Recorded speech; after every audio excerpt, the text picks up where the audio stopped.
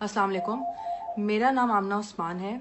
ये जो सुबह से स्पैट चल रहा है ट्विटर पे और सोशल मीडिया में, पूरी ये जो पूरा उज़्मा खान का ट्रेंड कर रही है, इस केस के हवाले से मैं 2-3 बातें क्लैरिफाई करना चाहती हूँ।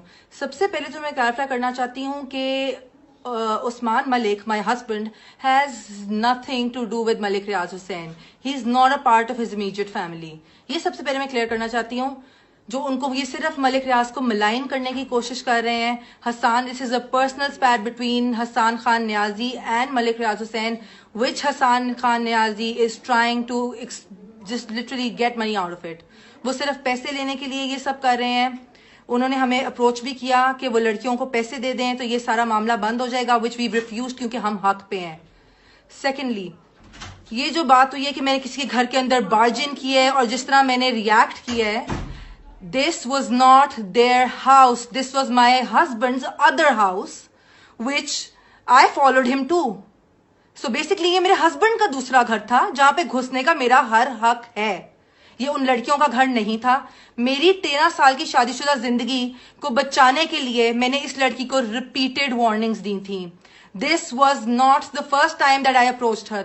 इससे पहले मैंने रिपीटेड वार्निंग्स दी थी। मेरा एक 11 साल का बच्चा है। आई एम श्योर जिन सबकी औलादें हैं और जो औरतें इस सब से गुजर रही हैं, they can completely understand what a wife goes through and how hard she tries to go till the last point to save her marriage. But I know मेरे हस्बैंड की सबसे बड़ी गलती है।